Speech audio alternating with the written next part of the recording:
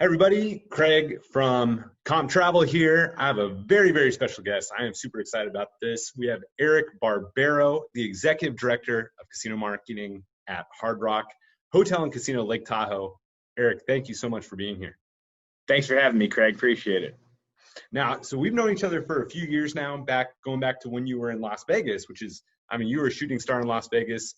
I know that you worked at a couple properties there after being in the Army, and we'll get into your background a little bit more. But now you are at a place very close to my heart, Lake Tahoe. So tell us about Hard Rock Lake Tahoe.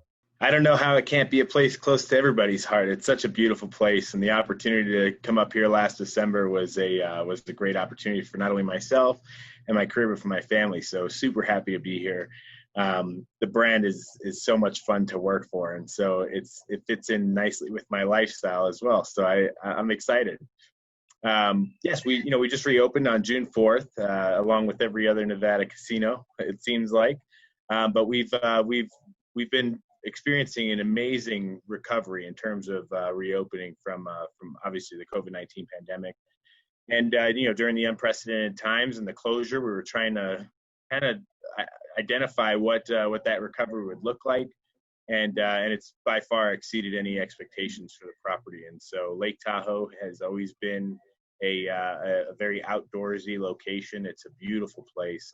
Obviously in the wintertime, you have everything from skiing and snowboarding and the beautiful mountains compared to the summertime, where you still have the mountain to enjoy on hikes and trails, and the lake obviously is the best pool that any property could ask for.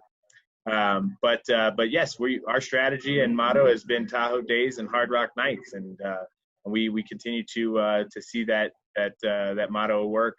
Everybody comes up here for the Tahoe experience and the amenities that nature has to bring in Tahoe, and we like to be the amenity that caters to you after you're done doing that. So Hard Rock is definitely the place to be. We have a great property up here.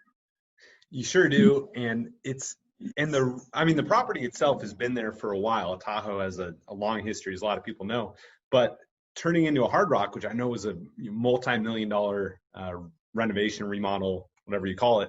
How long ago was that you guys converted to a Hard Rock property?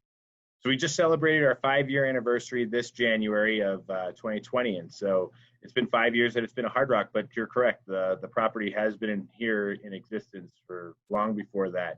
In fact, I've been up here for only a recent amount of time, only 6 months, but in that 6 months, learning some of the history of the area and the different properties here. And, Elvis played in this building, and it's pretty unique, and it's awesome to see.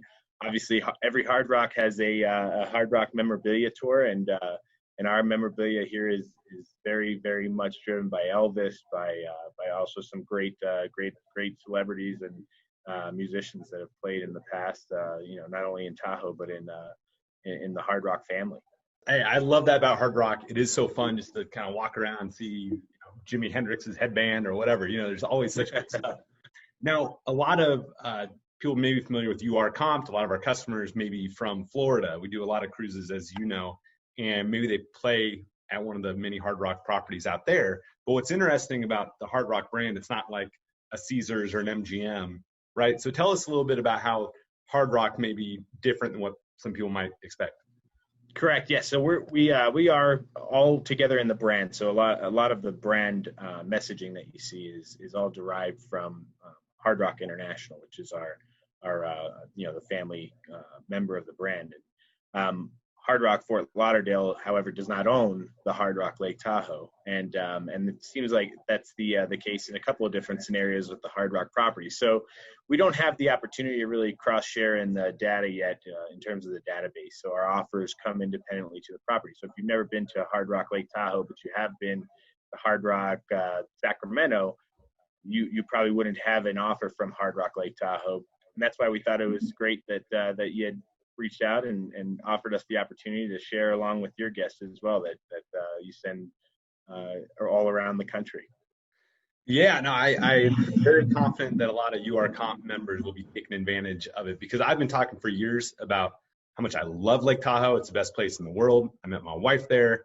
So anyway, I cannot wait to get back, actually. So Hint, hint. I love it up here. It's been a great experience. We have a 5-year-old son, my wife Ashley and I, and it's just been an amazing playground for him during the first 6 months of us living here. So as we enter the summer season, which I'm sure you're very well aware of, is one of the most beautiful seasons up here, outside of, if you're into the winter sports, but summer is just amazing.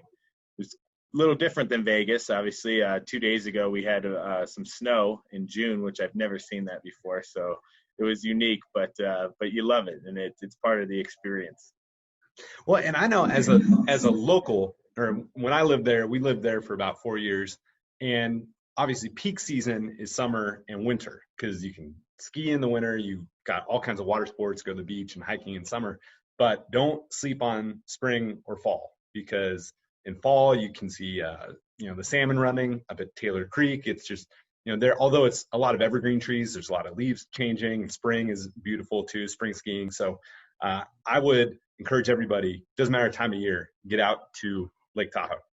And I was thinking about with the pandemic, all these casinos are having to make changes. And what's nice actually about your property and a lot of the properties that have been around for a while is the gaming floor is so expansive because it was made before Indian Casino, before there was really competition in Nevada, that I'd imagine like spacing out games hasn't been that challenging as it would be maybe on a cruise ship where they're like, if they're going to do it, there's not a lot of room to work with. So what changes have you guys implemented, or how's that been going with the pandemic? That's a great point. We do have a great size floor, and so for us, we had to make some adjustments. We didn't really have to remove too many games or machines off the floor, but we did keep in mind social distancing and what that looked like. So obviously we've been following not only CDC, but gaming control regulations that were set forth for us in order to open up. So same thing that you'll see across most Nevada casinos, which is, blackjack went from 6 seats to 3 seats. So we're 50% occupancy in that world. And, in the slot world, we have all our slot machines on. However, we do socially distance. So if you sit down to one, this machine next to you is shutting down.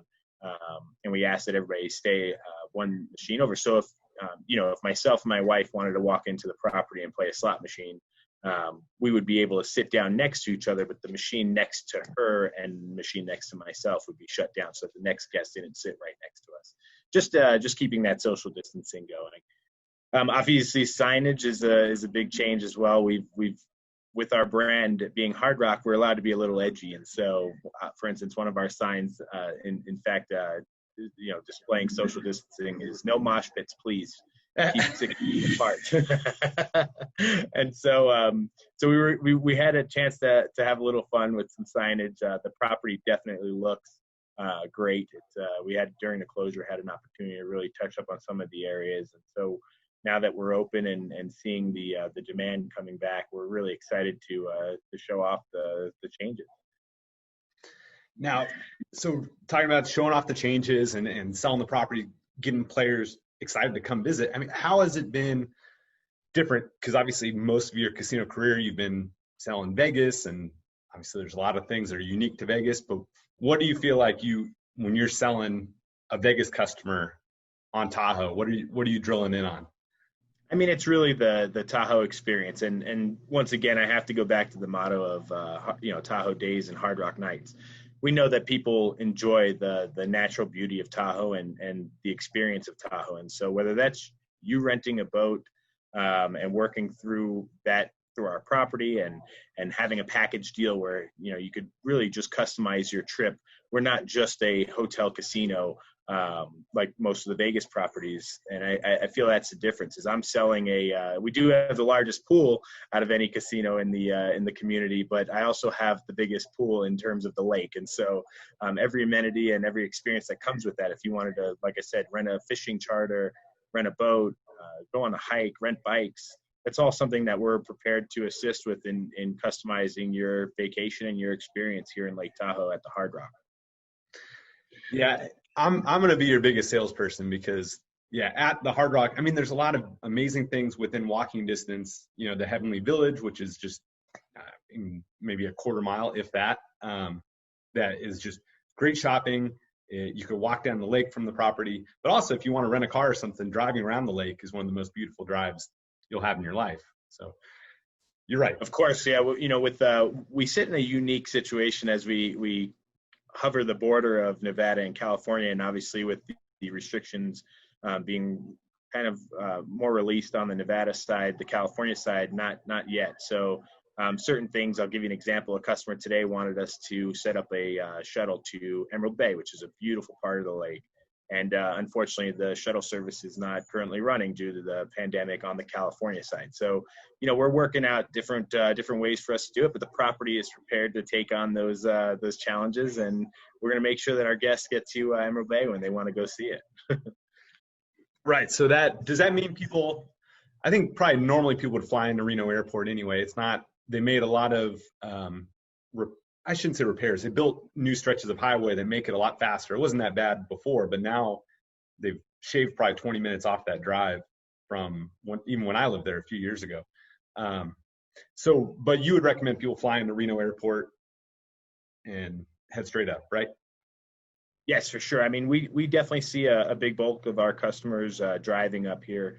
The drive market is our biggest feeder market, and but we do for our air travel. Reno is the best option. You fly right in. It's actually a very small airport. It's nothing like McCarran in Las Vegas. If I had to kind of put it against someone, I would say it's probably the same size as like San Diego, where you could go in and Southwest is right there on that first entryway. So Reno's a great airport, and it's only about a 45-50 minute drive from the doors of the airport to the Hard Rock doors.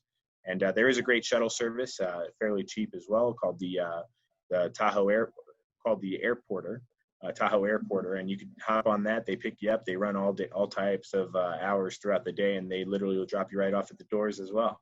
Now, you touched on a little bit of the history there. Elvis played there. Now, was Frank Sinatra Jr., was he kidnapped from your property, or was it next door? I haven't found out the details on that one yet. I'm going to have to get the facts to you, Craig. But I have to tell you, there's some interesting history in the whole area, not just at our property, but just in the community here. And that's one of the things that, unfortunately, being 2.5 months on the job before COVID-19 and then having to work through the pandemic of the closure and the reopening, I haven't had a chance to go out too much. So we're looking forward this summer to hopping out and in the streets and talking to some of our newly found friends and finding out most of the history that has happened in the past to create what's here today.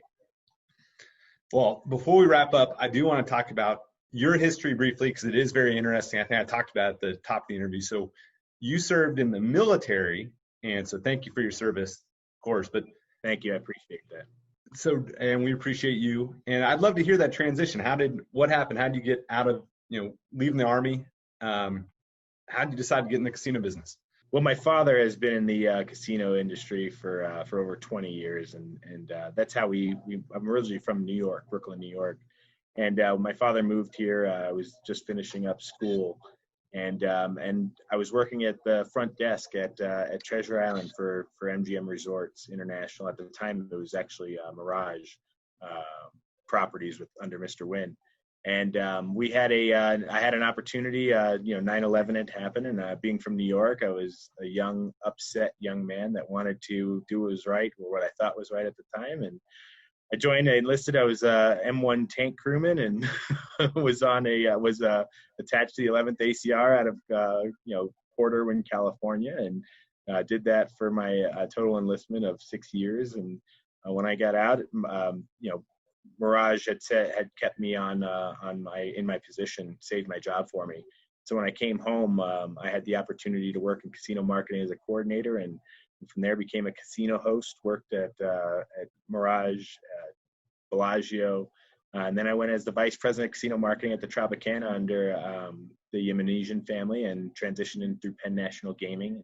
Stayed on board with Penn for a couple of years, and then most recently just moved from Station Casinos, where I was at Red Rock, and that's where my family and I had decided that we wanted to raise our son in Lake Tahoe, and so we had this opportunity and jumped on it. Loving it so far. It's about time you finally got out of oppressive heat, going from Vegas to Iraq to back to Vegas. Finally, Well, don't you let got the some sun reasonable fool weather. you up here. I definitely, you could probably see some of the sunburn on my forehead. It's so nice, the weather outside, that you don't realize that the sun's beating you up. So definitely wear your sunscreen. I should have warned you about that. You're over a mile high. You're a little closer to the sun. Well, Eric, this has been a total pleasure. Is there anything I forgot to ask you, or anything you want to close with? No, I really appreciate your time, and I'm looking forward to I've had a great working relationship with you, Craig, and the team, and looking forward to continue that. So thank you for the opportunity to talk with me today.